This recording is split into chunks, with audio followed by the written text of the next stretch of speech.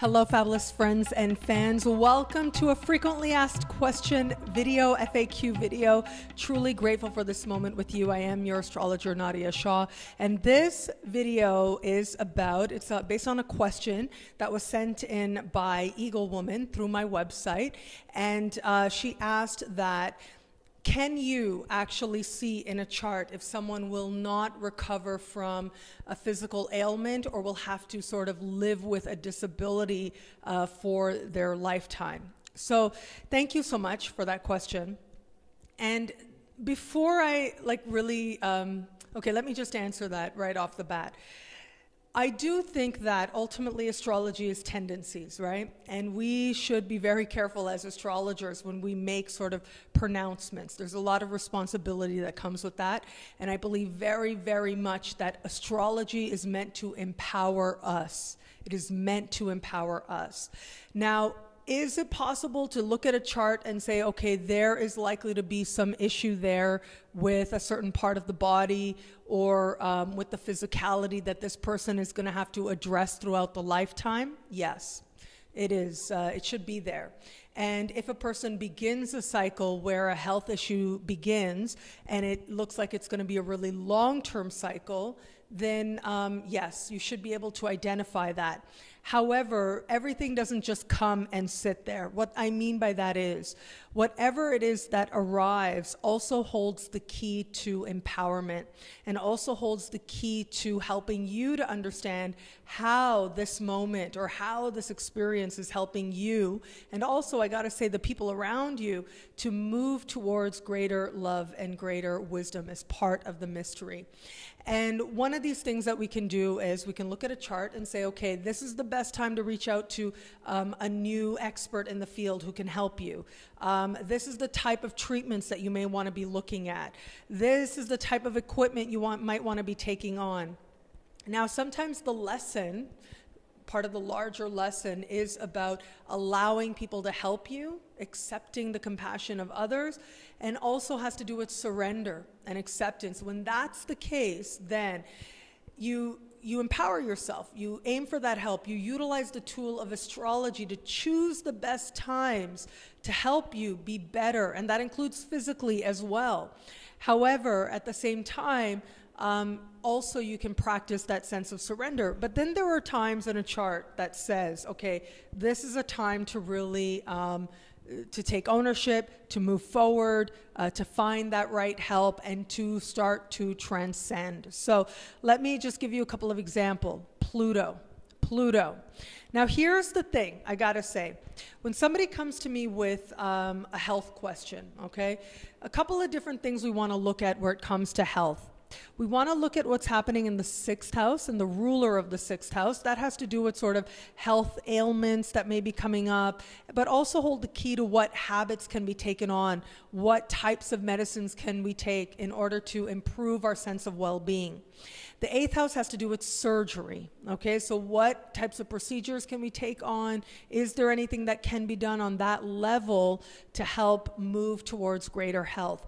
But ultimately, it is the 1st house that holds some really strong keys. The 1st house and the ruler of the 1st house as well. So if you have got a situation where there is some difficult things happening, let's say a Pluto transit taking place, a Pluto transit taking place to the ruler of the 1st house, okay? Not always the easiest sort of vibe to deal with. That can sometimes, not always, but it can sometimes indicate a need to physically, on a level of energy, on a level of vitality, to experience some changes that ultimately are about release and letting go. And ultimately, the big lesson with Pluto is surrender. It is powerlessness. It is, on one hand, doing your best and surrendering the rest, but also with Pluto, I gotta say, sometimes it's just about admitting that some stuff just hurts. Some stuff just sucks. And you've got to take ownership for wherever it is that you can transform and empower yourself and surrender the rest. Now, that doesn't mean just because you're having a Pluto transit to the ruler of the chart doesn't mean necessarily that some physical ailment is going to show up. You want to see some other things happening in the chart as well. Like you may want to actually see things happening in the first house as well. You may also want to look at what's happening in the sixth house as well. Ultimately, if you've got a strong first house, then whatever's happening in the sixth or the eighth, you can navigate it a lot more easily than if it was just happening in the first, or if the first is really strongly afflicted as well. But ultimately, I do think that, look, here's the thing, right? I think about Saturn. Saturn is about time. Saturn is about accepting the limits of what we can do. And what you don't want to do is put a sort of a self-fulfilling prophecy on another person or on yourself, looking at the chart and you see this difficult Pluto transit coming up or difficult Saturn transit coming up, speaking to your first and sixth houses. What you don't want to do is make it about, oh goodness, this is going to happen. What you do want to do is use it as a tool to transcend that. And then if something should come, utilize that to move your life forward. And so a lot of times, and this comes from Alan Leo, who wrote like sort of this definitive book called Esoteric Astrology, one of the great godfathers of our astrological practice, of modern astrology practice.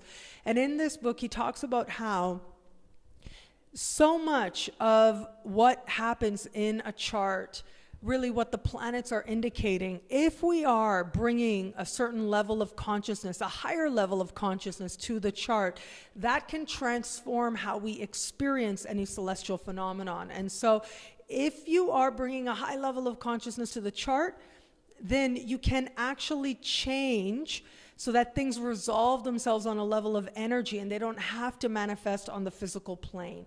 And so that's one way when you see something coming to start utilizing things from that vantage point.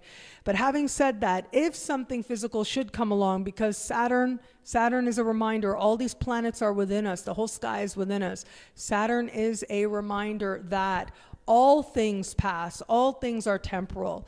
And it is a part of life, is appreciating that it doesn't last forever, that this experience is finite. It does serve as a reminder that if something should come that we don't have any power over, we do whatever we can to take ownership for where it is that we desire to go, and we surrender the rest and seek the wisdom in it at the same time. But I would, again, assert, be very, very careful with self-fulfilling prophecies. Always strive to interpret the chart in a way that empowers you, empowers the people that you are reading as well, and always strive to see how it is that the universe is moving you towards greater love and greater wisdom, regardless of the situation that you are in. Well, thank you so much for your questions. Please do keep them coming. Facebook, Twitter, Google+, my website, nadiyashah.com, YouTube comments as well. Truly so grateful for it and for your trust as well. Thank you. Until we connect again, take care.